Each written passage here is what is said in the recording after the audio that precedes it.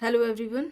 आज की इस क्लास में समाजशास्त्र से संबंधित महत्वपूर्ण प्रश्नों को कराया जाएगा एंड ये क्लास आपकी सभी परीक्षाओं के लिए इम्पॉर्टेंट रहने वाली है। आप सभी इस क्लास को ज़्यादा से ज़्यादा इस वीडियो को ज़्यादा से ज़्यादा लोगों के साथ शेयर जरूर कर दीजिए। एक इन्फॉर्मेशन है, समाजशास्त्र से संबंधित सभी परीक्षाओं के लिए यहाँ पर प्रैक्टिस सेट एंड सोशियोलॉजी के नोट्स PDF फॉर्मेट में प्रोवाइड कराए जा रहे हैं। इससे संबंधित जानकारी के लिए यहाँ पर एक व्हाट्सएप नंबर दिया गया है। इस व्हाट्सएप नंबर पर आप मैसेज करके इससे जुड़ी हुई जानकारी ले सकते हैं। नंबर है 790-555-3851। यहाँ पर आपको UPPGT के लिए प्रैक्टिस सेट देखने को मिल जाएगा। साथ ही UPPGT एग्जाम के लिए कॉम्बो ऑफर में यहाँ पर कुछ छूट दी जा रही है। इसमें समाजशास्त्र के नोट्स के साथ ही प्रैक्टिस सेट प्रोवाइड कराया जा रहा है। बिहार शिक्षक भर्ती के लिए भी Bihar state and Bihar PGT की परीक्षा के लिए प्रैक्टिस सेट यहाँ पर मिल जाएगा। बिहार शिक्षक भर्ती में भी कॉम्बो ऑफर में कुछ छूट दी जा रही है। GIC के कॉम्बो ऑफर की बात की जाए तो यहाँ पर आपको समाजशास्त्र के नोट्स, प्रैक्टिस सेट और GS का प्रैक्टिस सेट भी प्रोवाइड कराया जा रहा है। इसमें भी छूट मिल जाएगी। GIC एग्जाम के लिए केवल समाजशास्त्र का आप कॉम्बो लेना चाहते हैं तो इसमें नोट्स के साथ प्रैक्टिस सेट भी आपको मिल जाएगा। अगर केवल आप GS का प्रैक्टिस सेट चाहते हैं तो भी यहाँ से आपको अलग से मिल जाएगा। और GIC के लिए आप समाजशास्त्र के प्रैक्टिस सेट लेना चाहते हैं तो वो भी आपको यहाँ पर देखने को मिलेगा। प्रैक्टिस सेट में भी यहाँ पर कॉम्बो ऑफर दिया जा रहा है जिसमें कुछ छूट मिल जाएगी आपको। यहाँ पर अगर हम राजस्थान असिस्टेंट प्रोफेसर के एग्जाम की बात करें तो इसका जो GK वाला पेपर है, थर्ड पेपर, उसका प्रैक्टिस सेट आपको यहाँ पर देखने को मिलेगा। साथ ही यहाँ पर समाजशास्त्र का भी प्रैक्टिस सेट आपको प्रोवाइड कराया जा रहा है। UGC नेट के प्रैक्टिस सेट के लिए आप सभी ने कहा था तो ये प्रैक्टिस सेट आ चुका है। समाजशास्त्र के नोट्स की बात की जाए तो ये सभी परीक्षाओं को ध्यान में रखकर तैयार किए गए हैं। सभी परीक्षाओं के लिए ये इंपॉर्टेंट है, आप इन्हें ले सकते हैं। कोई भी इससे जुड़ी हुई जानकारी चाहते हैं तो व्हाट्सएप नंबर दिया गया है, उस नंबर पर आप मैसेज करके पूरी जानकारी ले सकते हैं। बस कुछ ही दिन में क्लास शुरू होने वाली है। आप सभी इस वीडियो को, इस क्लास को ज़्यादा से ज़्यादा लोगों के साथ शेयर जरूर कर दीजिए।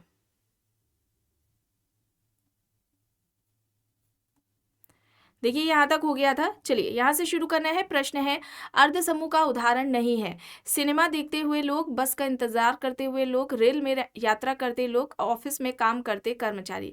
अर्ध समूह का उदाहरण नहीं है। बताएं सही यहाँ पर क्या होगा? अर्ध समूह का उदाहरण नहीं है।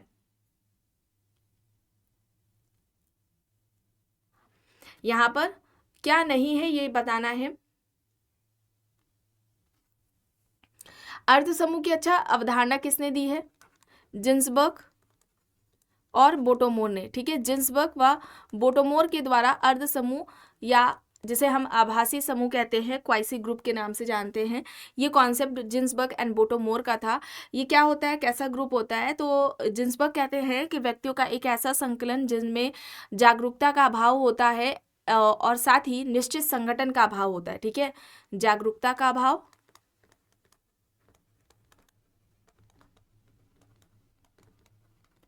निश्चित संगठन का अभाव,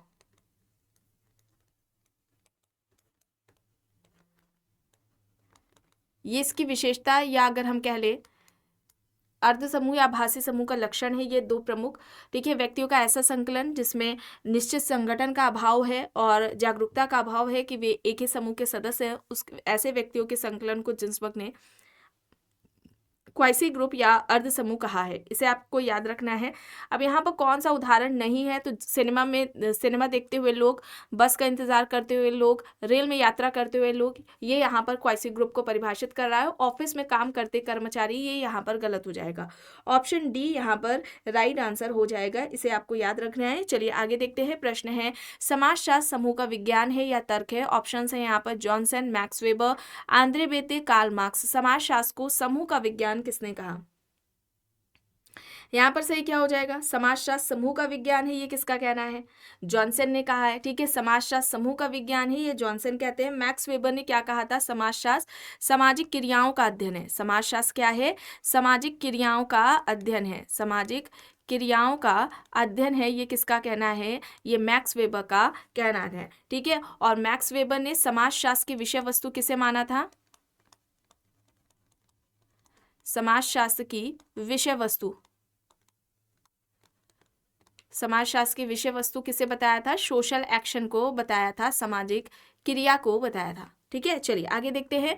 प्रश्न है, पुस्तक है यहाँ पर the death of the family, David Cooper, Leach, Raymond Firth, Elmer यहाँ पर दिया गया। The death of the family किसकी पुस्तक है? The death of the family. यहाँ पर राइट क्या होगा? The death of the family. ये किसकी हो जाएगी? डेविड कूपर की हो जाएगी। ठीक है, डेविड कूपर की हो जाएगी। ऑप्शन ए यहाँ पर सही हो जाएगा। प्रश्न है, परिवार एक फैक्ट्री है जो मानवीय व्यक्तित्व को उत्पादित करती है, ये किसका कहना है? स्मॉल, पार्सन्स, मैकेवर, कूले यहाँ पर ऑप्शंस है। परिवार एक फैक्ट्री है जो मानवीय व्यक्तित्व को उत्पादित करती है, ये किसका कहना है? परिवार एक फैक्ट्री है जो मानवीय व्यक्तित्व को उत्पादित करती है, ये बात किसके द्वारा कही गई है? पार्सन्स का। ठीक है, पार्सन्स का कहना है परिवार एक फैक्ट्री है जो मानवीय व्यक्तित्व को उत्पादित करती है। विकल्प बी यहाँ पर राइट होगा। और इनके द्वारा एक स्टेटमेंट ये भी दिया गया है, ये भी कहना है इनका कि हमारी मानवीकरण की प्रक्रिया प्राथमिक समूह में ही होती है। हमारी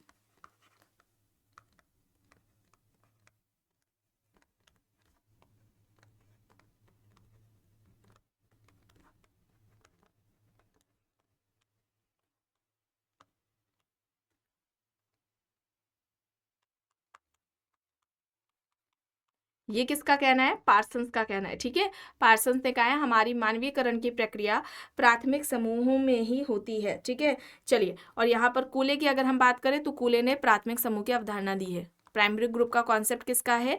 कूले का है। प्राथमिक समूह का अगर हम उदाहरण की बात करें तो उदाहरण ये 3 बताते हैं, परिवार को बताते हैं, पड़ोस को बताते हैं और मित्र समूह को बताते हैं या मित्र मंडली।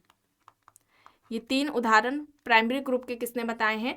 कूले ने बताए हैं। चलिए आगे देखते हैं। प्रश्न है, निम्न में से किसने कार्य स्थान व लोक के आधार पर परिवार के 4 प्रकार बताए? शाखा परिवार, पित्त सत्तात्मक परिवार, अस्थायी परिवार और विशिष्टकृत परिवार। यहाँ पर विकल्प में मर्डॉक, लिंटन, फेडरिक लिप्ले, लॉकवुड यहाँ पर दिया गया है। सही यहाँ पर क्या हो जाएगा? कार्य स्थान व लोक के आधार पर परिवार के 4 प्रकार किसने बताए? मर्डॉक ने 2 तरह के परिवार की बात की थी। ठीक है, एक तो मिश्रित नाभिकीय परिवार है, मिश्रित परिवार है। दूसरा क्या हो जाएगा? स्वतंत्र नाभिकीय परिवार। स्वतंत्र नाभिकीय परिवार, मिश्रित परिवार और स्वतंत्र नाभिकीय परिवार, ये मर्डॉक का है। लिंटन की अगर हम बात करते हैं तो इन्होंने रक्त संबंधी परिवार की बात की है। रक्त संबंधी परिवार। दूसरा हो जाएगा विवाह संबंधी। दूसरा क्या होगा? विवाह संबंधी परिवार। यहाँ पर लिप्ले है। ठीक है, फेडरिक लिप्ले है। लिप्ले ने शाखा परिवार या अगर हम कहें तना परिवार, ठीक है, दोनों ही नाम याद रखें, पित्त सत्तात्मक, अस्थायी और विशिष्टकृत परिवार की बात की थी। ऑप्शन सी यहाँ पर सही होगा। प्रश्न है, इनमें से किसने नाभिकीय मूल परिवार को सार्वभौमिक मानवीय समूह कहा? ऑप्शंस में है यहाँ पर मर्डॉक, मॉर्गन, ब्रिफॉल्ड, लूसी मेयर। नाभिकीय मूल परिवार को सार्वभौमिक मानवीय समूह किसने कहा? मर्डॉक, मॉर्गन, ब्रिफॉल्ड, लूसी मेयर यहाँ पर ऑप्शंस है। नाभिकीय मूल परिवार सार्वभौमिक मानवीय समूह है, मर्डॉक का कहना है। ठीक है, मर्डॉक का कहना है इन्होंने परिवार को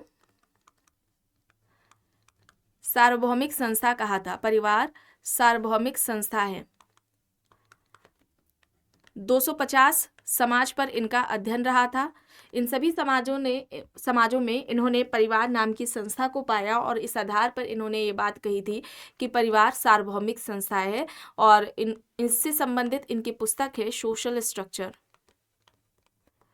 सोशल स्ट्रक्चर पुस्तक है, ये भी आप याद रखेंगे, इंपॉर्टेंट है। और परिवार के प्रकार ये 4 बताते हैं। ठीक है, परिवार के जो प्रकार है, फंक्शन से ये 4 बताते हैं। यौन संबंधी प्रकार, ठीक है, यौन संबंधी हो जाएगा।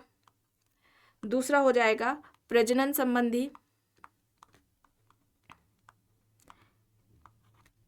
आर्थिक है, आर्थिक संबंधी, और चौथा हो जाएगा शैक्षणिक संबंधी। ठीक है, शैक्षणिक संबंधी।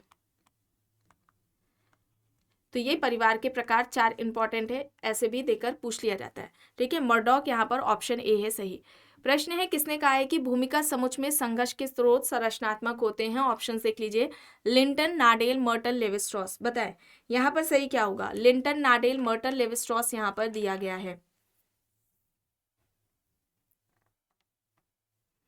यहाँ पर सही होगा मर्टन। ठीक है, मर्टन होगा, ऑप्शन सी यहाँ पर राइट आंसर हो जाएगा। भूमिका संरचना की बात किसने की है? लिंटन ने। भूमिका संरचना की बात किसने की है? लिंटन ने की है। नाडेल की बात करें तो इन्होंने भूमिका जोड़ की अवधारणा दी है। भूमिका जोड़ के अलावा भूमिका जाल, संबंधात्मक भूमिका और गैर संबंधात्मक भूमिका है। गैर संबंधात्मक भूमिका, ये सारे कॉन्सेप्ट्स किसके हैं? नाडेल के हैं। ठीक है, लिंटन ने भूमिका संरचना की बात की है। लिंटन ने भूमिका संरचना की बात की है और ये सारे कॉन्सेप्ट्स किसके हैं? नाडेल के हैं। इसे आप याद रखेंगे। आगे देखते हैं। प्रश्न है निर्धारित भूमिका की अवधारणा है। ऑप्शन है नाडेल, न्यूकॉम्ब, मर्टन, गॉफमैन। निर्धारित भूमिका, निर्धारित भूमिका की अवधारणा किसने दी है? निर्धारित भूमिका की अवधारणा किसकी है?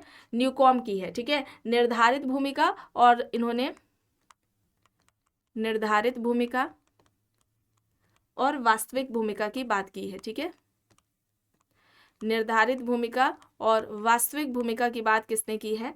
न्यूकॉम्ब ने की है। चलिए आगे देखते हैं। प्रश्न है किसी व्यक्ति का अपने समूह का प्रतिनिधित्व करना जो कि उसकी वास्तविक परिस्थिति नहीं है कहलाती है।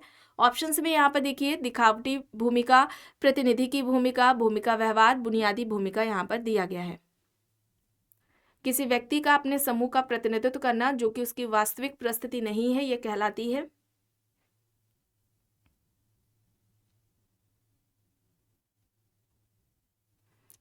यहाँ पर प्रतिनिधि भूमिका हो जाएगा। ठीक है, प्रतिनिधि भूमिका हो जाएगा, ऑप्शन बी यहाँ पर राइट आंसर हो जाएगा। और प्रतिनिधि भूमिका की बात किसने की है? नाडेल ने। ठीक है, नाडेल ने प्रतिनिधि भूमिका की बात की है। दिखावटी भूमिका का कॉन्सेप्ट किसका है? किसने ये अवधारणा दी है? लेमर्ट ने। दिखावटी भूमिका की अवधारणा लेमर्ट ने दी है। भूमिका व्यवहार की बात कौन करता है? न्यूकॉम्ब।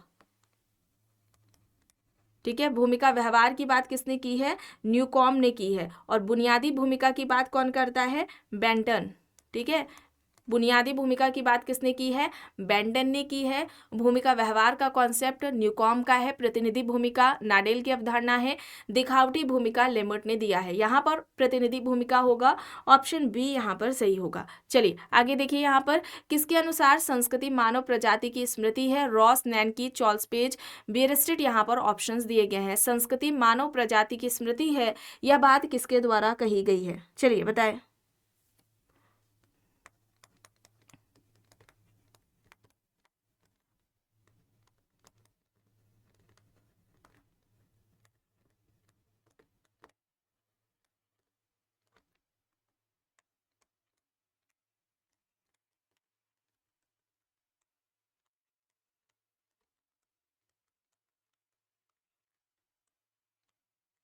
सही यहाँ पर क्या होगा?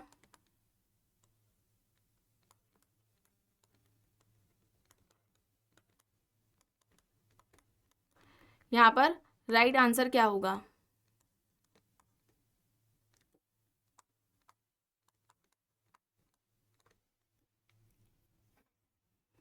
यहाँ पर इस प्रश्न का सही विकल्प यहाँ पर क्या होगा?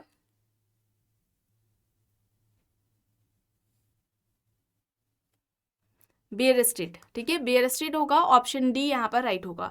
रॉल्फ लिंटन ने संस्कृति को जीवन विधि कहा था। रॉबर्ट रेडफिल्ड ने संस्कृति को जीवन शैली कहा था। मजूमदार ने संस्कृति को जीवन जीने का ढंग कहा। और फिचर ने संस्कृति को पर्यावरण कहा था। ठीक है, यहाँ पर विकल्प बियरस्टेट होगा, ऑप्शन डी यहाँ पर सही होगा। प्रश्न है जब सांस्कृतिक तत्व पारस्परिक अर्थपूर्ण ढंग से जुड़ जाते हैं और वे मानव आवश्यकताओं की पूर्ति करते हैं तब वे कहलाते हैं। यहाँ पर सांस्कृतिक प्रतिमान, सांस्कृतिक विलंबना, सांस्कृतिक सकुल और सांस्कृतिक तत्व यहाँ पर दिया गया है। जब सांस्कृतिक तत्व पारस्परिक अर्थपूर्ण ढंग से जुड़ जाते हैं और वे मानव आवश्यकताओं की पूर्ति करते हैं तब उन्हें क्या कहा जाता है?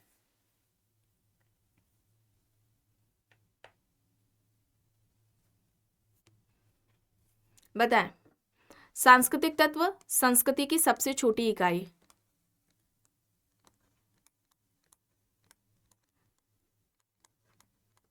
संस्कृति की सबसे छोटी इकाई क्या है? सांस्कृतिक तत्व है। ठीक है। सांस्कृतिक सकुल क्या है?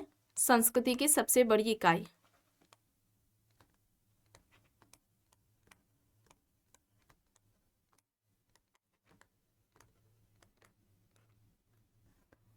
सांस्कृतिक विलंबना कॉन्सेप्ट किसका है? ऑगमन का। सांस्कृतिक प्रतिमान रूथ बेनेडिक्ट का है। ठीक है। जब सांस्कृतिक तत्व पारस्परिक अर्थपूर्ण ढंग से जुड़ जाते हैं और वे मानव आवश्यकताओं की पूर्ति करते हैं, तब उन्हें क्या कहा जाता है? सांस्कृतिक सकुल कहा जाता है। सांस्कृतिक सकुल संस्कृति की सबसे बड़ी इकाई है और सांस्कृतिक तत्व संस्कृति की सबसे छोटी इकाई है। इसे इस तरह से आप याद रखेंगे, ये इंपॉर्टेंट है, अक्सर एग्जाम्स में पूछ लिया जाता है। चलिए अब यहाँ पर देखिए, सर्वप्रथम किस विद्वान ने सांस्कृतिक क्षेत्र की अवधारणा का प्रयोग अमेरिकन इंडियन कल्चर के स्टडी के दौरान किया था? यहाँ पर ऑगबर्न, पार्सन्स, बेटसन, विस्लर दिया गया है। सबसे पहले किसने सांस्कृतिक क्षेत्र की अवधारणा का प्रयोग अमेरिकन इंडियन कल्चर के स्टडी के दौरान किया? यहाँ पर क्लॉर्क विस्लर है। ठीक है, क्लॉर्क विस्लर है। इन्होंने सांस्कृतिक क्षेत्र की अवधारणा, काल क्षेत्र की अवधारणा दी है। ठीक है, काल क्षेत्र, सांस्कृतिक क्षेत्र की अवधारणा विस्लर द्वारा दी गई है। ऑप्शन डी यहाँ पर सही होगा। प्रश्न है, निम्न में से कौन सा युग्म सही सुमेलित है? देखिए, सांस्कृतिक निर्धारणवादी लेस्ली वाइट, संस्कृति के प्रकट व अप्रकट तत्व क्लुखॉन, सांस्कृतिक क्षेत्र विस्लर, सांस्कृतिक प्रतिमान हॉबेल। बताएं, सही सुमेलित है ये यहाँ पर बताना है। तो यहाँ पर देखिए, ये रिपीट हुआ है। यहाँ पर फर्स्ट, सेकंड एंड थर्ड होगा। सांस्कृतिक प्रतिमान की बात रूथ बेनेडिक्ट ने की है। सांस्कृतिक प्रतिमान की बात रूथ बेनेडिक्ट के द्वारा की गई है। यहाँ पर ऑप्शन सी होगा सही। प्रश्न है, संस्कृति अधिवैतिक एवं अधिसावयवी है। संस्कृति की उपरोक्त विशेषताओं का उल्लेख किसने किया? हर्शकोविट्ज, क्रोबर, एस.सी. दुबे, लिंटन। यहाँ पर ऑप्शंस हैं। संस्कृति अधिवैतिक एवं अधिसावयवी है। संस्कृति की उपरोक्त विशेषताओं का वर्णन किसने किया है? यहाँ पर सही होगा क्रोबर। ठीक है, क्रोबर होगा। ऑप्शन बी यहाँ पर राइट आंसर हो जाएगा। प्रश्न है, यहाँ पर देखिए, पुस्तकें दी गई हैं। प्रिमिटिव कल्चर है, सोसाइटी, कल्चर एंड पर्सनैलिटी है, पीजेंट सोसाइटी एंड कल्चर है, कल्चर एंड सोसाइटी है। बताएं, देखकर बताएं यहाँ पर सही विकल्प कौन सा है? प्रिमिटिव, अगर कल्चर की अगर हम बात करते हैं तो ये किसकी पुस्तक है? टाइलर की है। ठीक है, प्रिमिटिव कल्चर किसकी है? टाइलर की है। Society, culture and personality, society, culture and personality, ये किसकी हो जाएगी? सोसाइटी, कल्चर एंड पर्सनैलिटी, ये किसकी हो जाएगी? सोरोकिन की। पीजन सोसाइटी एंड कल्चर, ये हो जाएगा रॉबर्ट रेडफील्ड की पुस्तक। कल्चर एंड सोसाइटी, ये मैरल एल्ड्रिस की है। ठीक है, यहाँ पर सही विकल्प क्या हो जाएगा? सही विकल्प यहाँ पर ऑप्शन डी हो जाएगा। ठीक है, ऑप्शन डी यहाँ पर सही होगा। प्रश्न है, निम्न में से कौन सहयोगी प्रक्रिया का एक प्रकार नहीं है? समायोजन, सात्मीकरण, प्रतियोगिता, सहयोग यहाँ पर दिया गया है। सहयोगी प्रक्रिया का प्रकार नहीं है। यहाँ पर प्रतियोगिता होगा। ठीक है, प्रतियोगिता होगा और प्रतियोगिता के साथ ही संघर्ष, विरोध, विद्रोह, ये सभी किस में आएंगे? ये सभी आ जाएंगे असहयोगी सामाजिक प्रक्रिया में। असहयोगी सामाजिक प्रक्रिया में आएंगे। ये सभी असहयोगी सामाजिक प्रक्रिया है। ठीक है, यहाँ पर ऑप्शन सी है सही। प्रश्न है, किसके अनुसार स्वजातिवाद संघर्ष का प्रथम प्रमुख आधार है? ऑप्शंस में कार्ल मार्क्स, एले Coser, Kingsley Davis, C.W. Mills यहाँ पर दिया गया है। स्वजातिवाद संघर्ष का प्रमुख आधार है प्रथम, ये किसका कहना है?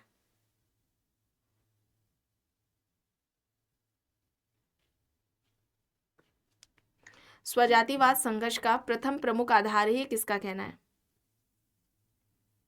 यहाँ पर किंग्सले डेविस होगा। ठीक है, किंग्सले डेविस होगा। ऑप्शन सी यहाँ पर सही हो जाएगा। प्रश्न है, निम्नलिखित में से कौन भारत में निर्भरता का कारण है? प्राकृतिक संसाधनों की कमी, प्राकृतिक विपत्तियां, कृषि का पिछड़ापन, या फिर ये सभी? निर्धनता का होगा।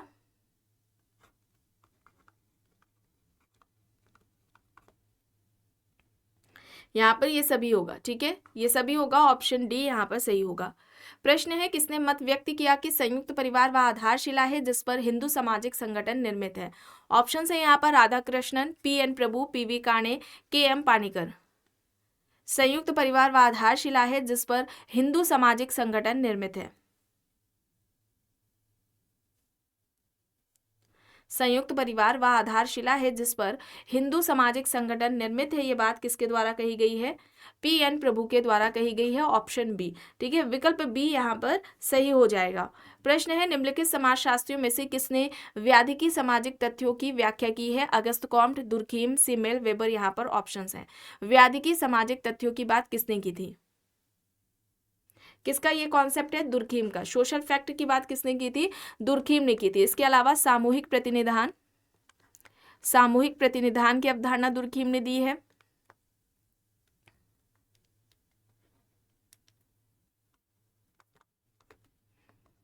सामाजिक एकता, जिसमें इन्होंने यांत्रिक एकता और साविवीय एकता की बात की है, ठीक है, यांत्रिक व साविवीय एकता की बात की है, ये आप याद रखेंगे। इसके अलावा अगर हम बात करते हैं सामाजिक श्रम विभाजन का सिद्धांत, सामाजिक श्रम विभाजन सिद्धांत दिया है इन्होंने। आत्महत्या, सुसाइड पर सिद्धांत इनका रहा है। ये सभी अवधारणाएं किसके द्वारा दी गई हैं? दुर्खीम के द्वारा दी गई हैं।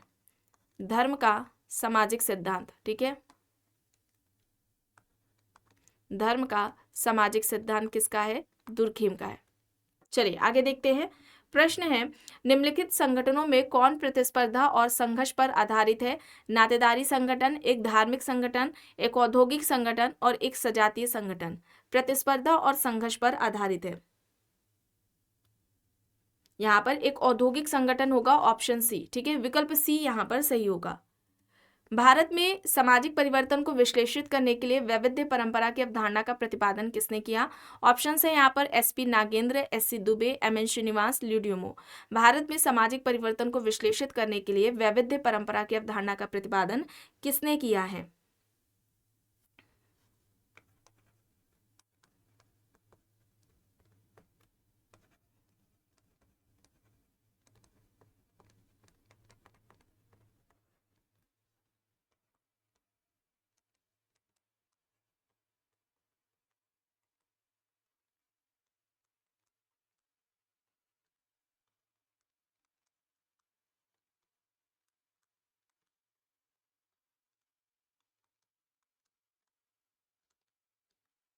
बताएं।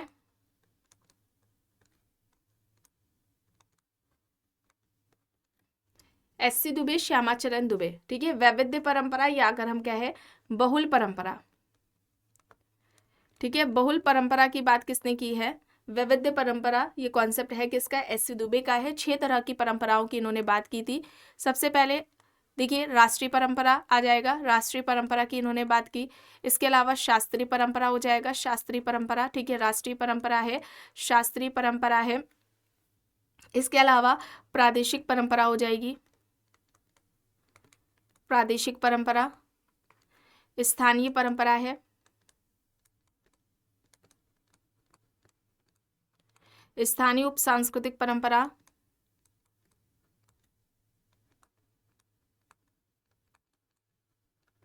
स्थानीय उप सांस्कृतिक परंपरा हो जाएगी। फिर इसके अलावा क्या हो जाएगा? एक पश्चिमी परंपरा। ये 6 तरह की परंपराओं की बात किसने की है? एस.सी. दुबे ने की है। राष्ट्रीय परंपरा, शास्त्रीय परंपरा, प्रादेशिक परंपरा, स्थानीय परंपरा, स्थानीय उप सांस्कृतिक परंपरा और पश्चिमी परंपरा। बहुल परंपरा का कॉन्सेप्ट किसका है? एस.सी. दुबे का है। आगे देखते हैं प्रश्न, निम्नलिखित में से कौन भारत में निर्धनता का कारण है? देखिए, और यहाँ पर ये सारी जो पुस्तकें बताई गई हैं ये एस.सी. दुबे के द्वारा बताई गई हैं। द कमार, फिर इसके अलावा एन इंडियन विलेज है, इंडियाज चेंजिंग विलेज है, ट्राइबल हेरिटेज इन इंडिया है और इंडियन सोसाइटीज। ये सभी जो बुक्स यहाँ पर बताई गई हैं ये एस.सी. दुबे की बताई गई हैं। अब यहाँ पर देखिए, यहाँ पर निर्धनता का कारण पूछा जा रहा है। प्राकृतिक संसाधनों की कमी, प्राकृतिक विपत्तियां, कृषि का पिछड़ापन या फिर ये सभी। तो ये सारे हो जाएंगे, ठीक है, ये सारे हो जाएंगे। यहाँ पर ऑप्शन डी यहाँ पर राइट हो जाएगा। प्रश्न है निम्नलिखित में से रेडफील्ड के द्वारा प्रतिपादित लघु समुदाय से कौन सी विशेषता संबंधित नहीं है। यहाँ पर विशिष्टता, छोटापन, विजातीयता और आत्मनिर्भरता दिया गया है। लघु समुदाय की अवधारणा किसने दी थी? रॉबर्ट रेडफील्ड ने दी थी। 4 इन्होंने इसके लक्षण या विशेषताएं बताई थी। इनमें से कौन सा नहीं है ये बताना है।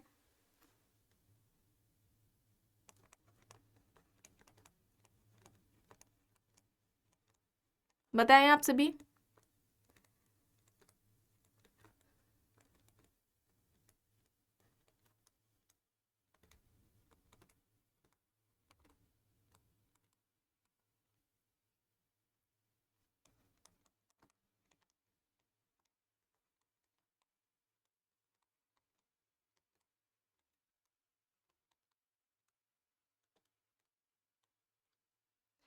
यहाँ पर विजातीयता होगा, ठीक है। विजातीयता होगा लघुता, विशिष्टता, समरूपता और आत्मनिर्भरता। लघुता की जगह क्या हो, विजातीयता की जगह क्या होगा? सजातीयता, ठीक है, समजातीय। देखिए 4 तरह के लक्षण बताए थे इन्होंने, ठीक है। रॉबर्ट रेडफील्ड ने 4 तरह के लक्षण बताए थे। ये लक्षण जहाँ पर भी पाए जाएंगे, जिस भी जगह, जहाँ पर भी, जिस समूह में भी पाए जाएंगे, उसको इन्होंने क्या कहा था? लघु समुदाय कहा था। ये 4 लक्षण इंपॉर्टेंट है, इसे पहचानने को अक्सर आ जाता है किसकी बात की थी या कौन सा लक्षण लघु समुदाय से संबंधित नहीं है। तो लघुता, विशिष्टता, समरूपता और आत्मनिर्भरता, ठीक है। ये 4 लक्षण जहाँ पर भी हमें देखने को मिलेंगे, उसको उन्होंने क्या कहा था? लिटिल कम्युनिटी कहा था। और लघु समुदाय के बारे में इनका एक स्टेटमेंट है कि लघु समुदाय जन्म से लेकर मृत्यु तक का प्रबंधन है। ये किसने कहा? तो ये रेडफील्ड के द्वारा बात कही गई थी। और गांव को लघु समुदाय का उदाहरण भी रॉबर्ट रेडफील्ड ने बताया था। इसे भी आप याद रखेंगे, इस तरह से भी एग्जाम्स में पूछा जाता है। और चानकोम गांव पर अध्ययन इन्होंने किया था, ठीक है। चानकोम गांव पर अध्ययन करके इन्होंने ये कॉन्सेप्ट दिया है। प्रश्न है निम्न में से किसने ग्राम नगर सातत्य की अवधारणा दी? Louis Wirth, Robert Park, Robert Redfield, Henry Maine. यहाँ पर ऑप्शंस है। ग्राम नगर सातत्य की अवधारणा के बारे में पूछा जा रहा है।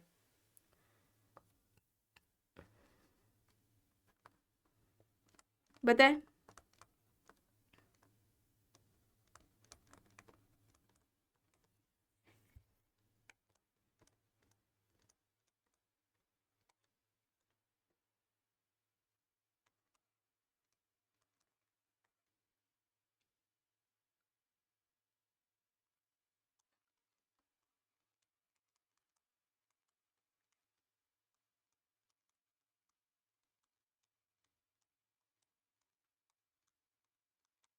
यहाँ पर रॉबर्ट रेडफील्ड होगा, ठीक है। रॉबर्ट रेडफील्ड होगा, ऑप्शन सी यहाँ पर राइट होगा। लुईस वर्थ की बात करें तो इन्होंने घेटों की अवधारणा दी थी, नगरवाद की दी थी, उपनगर की अवधारणा दी थी। रॉबर्ट पार्क की बात करें तो द सिटी इनका लेख है। रॉबर्ट रेडफील्ड ने इनका ग्राम नगर सातत्य हो जाएगा। और हेनरी मैन ने 2 तरह के समाज की बात की थी, परिस्थिति समाज और संविदा समाज। चलिए आगे देखते हैं। प्रश्न है निम्नलिखित में से किसने लघु और वृहद परंपराओं का अध्ययन किया? M.N.. Srinivas, Yogendra Singh, मैकिम merit, SC. Dubey. लघु और वृहद परंपराओं का अध्ययन किसने किया है? लघु और वृहद परंपराओं का अध्ययन किसने किया? लघु और वृहद परंपराओं का अध्ययन किसने किया है? मैकिम मेरिट ने, ठीक है। मैकिम मेरिट ने किया है। अगर बोला जाता है लघु और वृहद परंपरा की अवधारणा, ठीक है, अवधारणा पूछा जाता है तो लघु परंपरा और वृहद परंपरा की अवधारणा किसने दी है? रॉबर्ट रेडफील्ड ने दी है। अध्ययन पूछा जा रहा है तो अध्ययन में मैकिम मेरिट ने किया था। ये भी आप याद रखेंगे, इस तरह से भी कुछ प्रश्न पूछा जाता है। तो यहाँ पर क्या होगा? ऑप्शन सी यहाँ पर राइट आंसर हो जाएगा, ठीक है। ऑप्शन सी यहाँ पर राइट आंसर हो जाएगा। लघु की अगर हम बात करें, ठीक है, लघु परंपरा की बात करें तो स्थानीयता से ये संबंधित होती है, ठीक है। स्थानीय स्तर पर इसका महत्व होता है, आलिखित होता है। अशास्त्रीय परंपरा है। वृहद परंपरा की अगर हम बात करते हैं या अगर हम कह ले दीर्घ परंपरा की बात करें, ठीक है, तो ये शास्त्रीय परंपरा है, शास्त्रों में इसका वर्णन होता है, ठीक है। इन बातों को आप ध्यान में रखेंगे। अंतर भी कभी कभी पूछ लिया जाता है। चलिए अब यहाँ पर देखिए, संघर्ष का प्रकार्यात्मक सिद्धांत प्रतिपादित किया गया था कोजर द्वारा, कार्ल मार्क्स के द्वारा, मिल्स द्वारा या फिर स्मॉल के द्वारा। संघर्ष का प्रकार्यात्मक सिद्धांत किसका है? संघर्ष का। तो कोजन ने जो संघर्ष का सिद्धांत दिया था उनका संघर्ष का सिद्धांत प्रकार्यात्मक सिद्धांत कहलाता है, और उनके संघर्ष के सिद्धांत को प्रकार्यात्मक सिद्धांत कहने वाले कौन थे? टर्नर। ठीक है, कौन थे? टर्नर थे। कार्ल मार्क्स ने वर्ग संघर्ष का सिद्धांत दिया था। वर्ग संघर्ष का सिद्धांत किसका है? ये कार्ल मार्क्स के द्वारा दिया गया है। ये यहाँ पर इंपॉर्टेंट है, इसे आप याद रखेंगे। दो तरह के संघर्ष की बात कोजन ने की थी। ठीक है, कोजन ने दो तरह के संघर्ष की बात की थी। एक तो वास्तविक संघर्ष है, वास्तविक है, और दूसरा क्या हो जाएगा? अवास्तविक।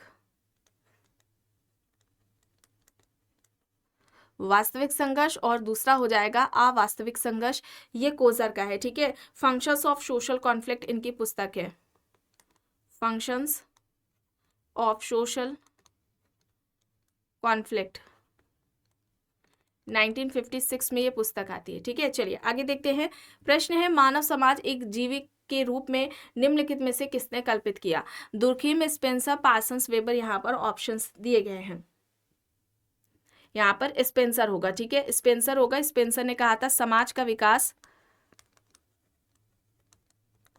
सरलता से जटिलता की ओर होता है।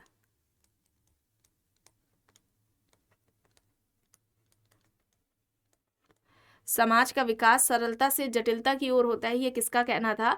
ये स्पेंसर का कहना था। इसे भी आप याद रखेंगे। विकल्प बी यहाँ पर सही हो जाएगा। ठीक है, ऑप्शन बी यहाँ पर राइट आंसर होगा।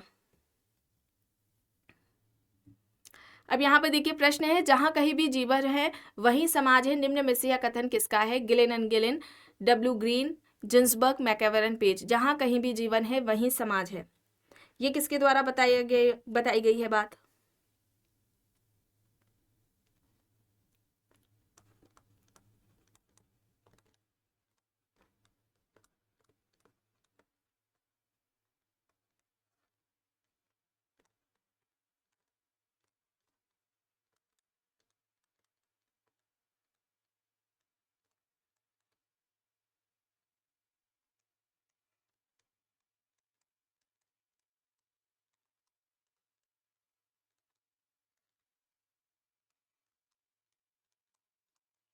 बताएं। यहाँ पर मैकेवर होगा। ठीक है, मैकेवर एंड पेज होगा। और मैकेवर एंड पेज ने समाज के 3 तत्व बताए थे।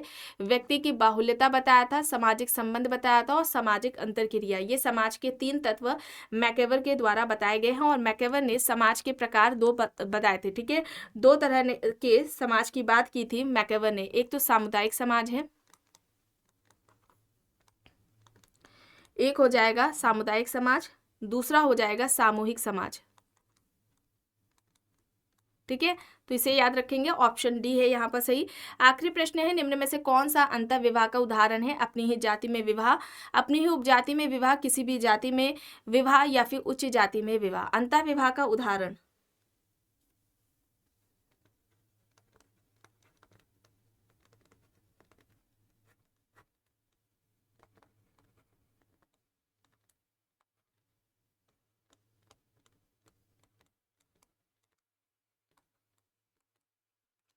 बताएं।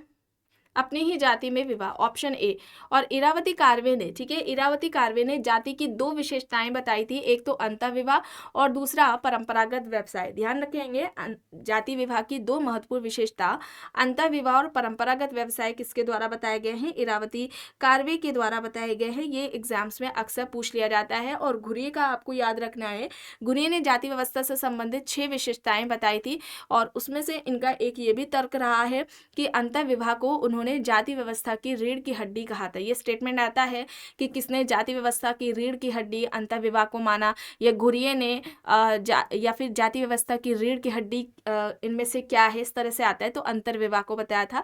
और घुरिये और साथ ही अंबेडकर का ये भी कहना था कि अंतर विवाह जो जाति व्यवस्था है उसको खत्म करने के लिए ज़्यादा से ज़्यादा अंतरजाति विवाह, इंटरकास्ट जो मैरिजेस हैं वो होनी चाहिए। अंतरजाति जो विवाह है वो ज़्यादा होनी चाहिए, ताकि जो जाति व्यवस्था है है उसका महत्व कम हो सके, उसको कुछ हद तक कम किया जा सके।